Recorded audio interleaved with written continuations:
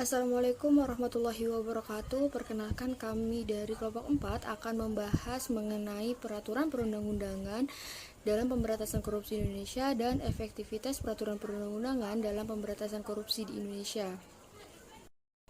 Saya sendiri Putri Wahyuni dan saya akan memperkenalkan rekan-rekan saya, yaitu yang pertama ada Yanur Maharusatiti Putri, Nashwa Nur Agnia, Rahmat Aji Prasetyo, Desi Fitriani, Fatimah Nur Hanifa, dan Dewi Arum. Baiklah, kami di sini akan membahas mengenai 3 poin. Yang pertama, perundang-undangan tentang tindak pidana korupsi di Indonesia. Yang kedua, efektivitas penegakan hukum terhadap penyidikan tindak pidana korupsi. Yang ketiga, faktor yang mempengaruhi efektivitas penegakan hukum terhadap penyidikan tindak pidana korupsi. Di sini saya akan menjelaskan mengenai peraturan perundang-undangan mengenai tindak pidana korupsi, yaitu delik korupsi dalam KUHP. KUHP ini telah mengatur banyak perbuatan korupsi, pengaturan di mana kemudian diikuti dan ditiru oleh pembuat undang-undang dan dalam pemberantasan korupsi di Indonesia.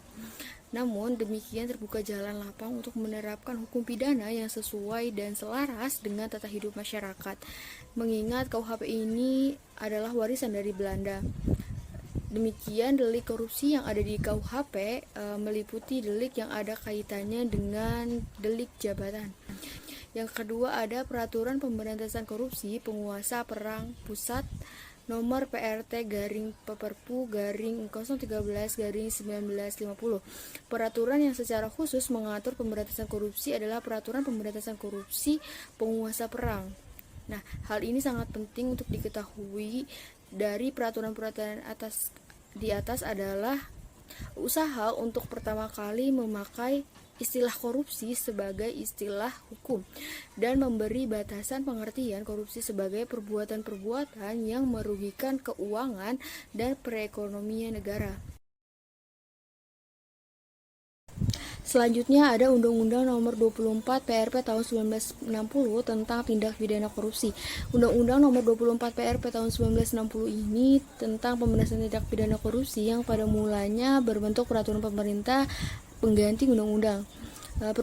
Perubahan utama dari peraturan penguasa perang barat ke dalam undang-undang ini adalah diubahnya istilah perbuatan menjadi tindak pidana.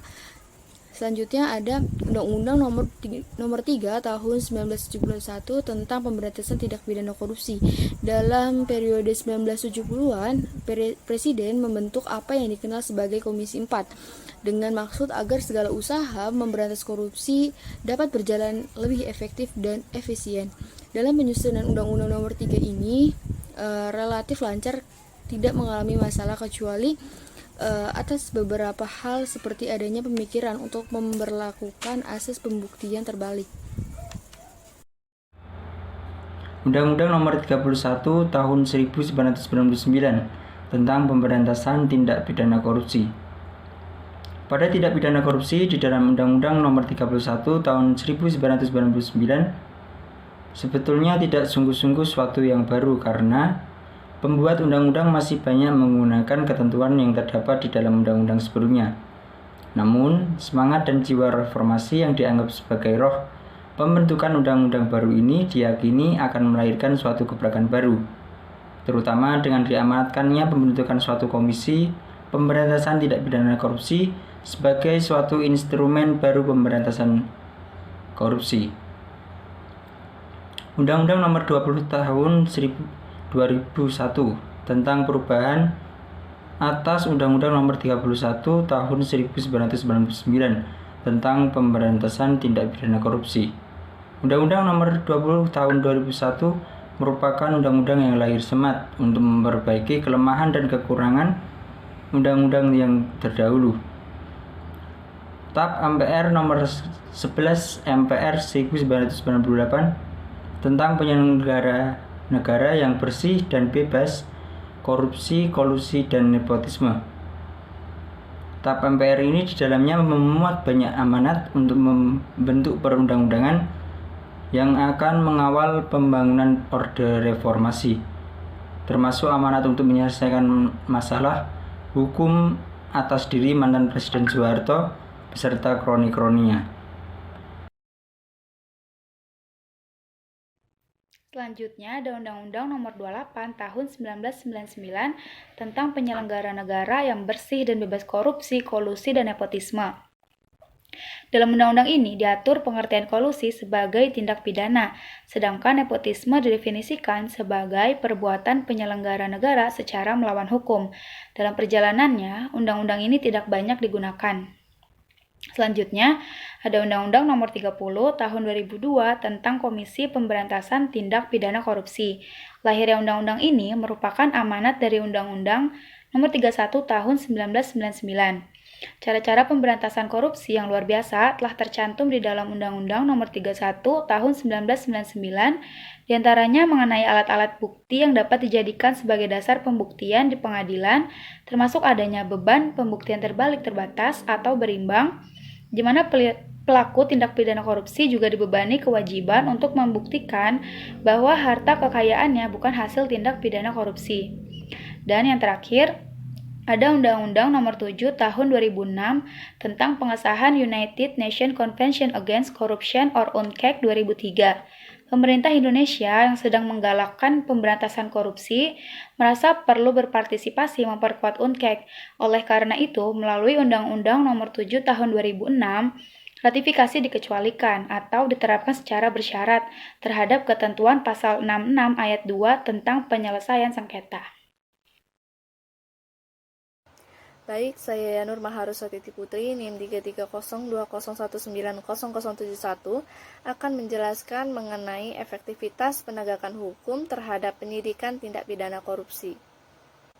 Efektivitas dalam bidang hukum, Ahmad Ali berpendapat bahwa ketika kita ingin mengetahui sejauh mana efektivitas dari hukum, maka kita pertama-tama harus dapat mengukur sejauh mana aturan hukum itu ditaati atau tidak ditaati. Pada umumnya, faktor yang banyak mempengaruhi efektivitas suatu perundang-undangan adalah profesional dan optimal pelaksanaan peran, wewenang, dan fungsi dari para penegak hukum, baik di dalam menjelaskan tugas yang dibebankan terhadap diri mereka maupun dalam menegakkan perundang-undangan tersebut. Penyidikan tindak pidana korupsi terdapat beberapa lembaga yang berdasarkan perundang-undangan mempunyai tugas dan wewenang dalam penyidikan seperti Kepolisian Negara Republik Indonesia berdasarkan Pasal 14 Ayat 1 huruf G Undang-Undang Nomor 2 Tahun 2002 tentang Kepolisian Negara Republik Indonesia. Kejaksaan berdasarkan ketentuan Pasal 30 Ayat 1 huruf A Undang-Undang Nomor 16 Tahun 2004 tentang Kejaksaan dan Komisi Pemberantasan Korupsi atau KPK. Berdasarkan ketentuan Pasal 6 huruf C Undang-Undang Nomor 30 Tahun 2002 tentang Komisi Pemberantasan Korupsi. Polisi Negara Republik Indonesia atau Polri sebelum terbentuknya KPK diberikan kewenangan oleh pembuat undang-undang untuk melakukan penyidikan dan penyelidikan terhadap semua tindak pidana baik tindak pidana umum maupun tindak pidana khusus seperti korupsi. Di sini saya akan melanjutkan materi. Peran polisi sebagai penyelidik dan penyidik sangat penting karena dalam penegakan hukum terhadap penyidikan tindak pidana korupsi, kepolisian merupakan ujung tombak untuk melakukan langkah-langkah penegakan hukum, terutama jika sudah laporan atau indikasi terjadinya tindak pidana korupsi. Maka pihak kepolisian harus membuat tahapan-tahapan sebagai berikut. Pertama, penyelidikan. Penyelidikan berarti serangkaian tindakan mencari dan menemukan suatu keadaan atau peristiwa yang berhubungan dengan kejahatan, seperti tindak pidana korupsi atau yang diduga sebagai pelaku. Yang kedua, yaitu penyidikan. Pasal 1 butir 2 KUHP merumuskan bahwa penyelidikan adalah serangkaian tindakan penyidik dalam hal dan menurut cara yang diatur dalam undang-undang. Ini untuk mencari serta mengumpulkan bukti, dengan bukti itu membuat terang tindak pidana yang terjadi di gunba menumpahkan tersangkanya.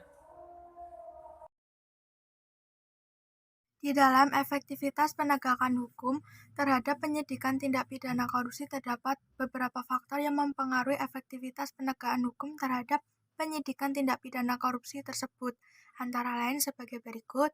1. Substansi hukum. Substansi hukum termasuk sumber daya peraturan perundang-undangan sangat menentukan efektivitas penegakan hukum oleh penyidik kepolisian terhadap tindak pidana korupsi. Penegakan hukum yang terkait dengan pemberantasan korupsi telah dilakukan dengan menerbitkan Undang-Undang Nomor 31 Tahun 1999 tentang pemberantasan tindak pidana korupsi, jangto Undang-Undang Nomor 20 Tahun 2001 tentang perubahan atas Undang-Undang Nomor 31 Tahun 1999 tentang pemberantasan tindak pidana korupsi. 2. Yaitu struktur hukum. Struktur hukum merupakan sumber daya penegak hukum termasuk penasihat hukum. Jaksa, penuntut umum, dan hakim sangat mempengaruhi efektivitas perlindungan hukum hak pihak ketiga. Keprofesional seorang hukum sebagai unsur SDM penegak hukum sangat penting, terutama kualitas dan keahlian para penegak hukum yang membutuhkan cara analisa akurat untuk membongkar tindak pidana korupsi yang sulit pembuktiannya. Berikutnya saya akan menjelaskan mengenai materi yang tadi dijelaskan oleh Mbak Fatimah, yaitu faktor yang mempengaruhi efektivitas penegak hukum terhadap penyelidikan tindak pidana korupsi. Yang ketiga yaitu budaya hukum. Contohnya yaitu tabiat kurang baik dan juga cara berpakaian yang mewah.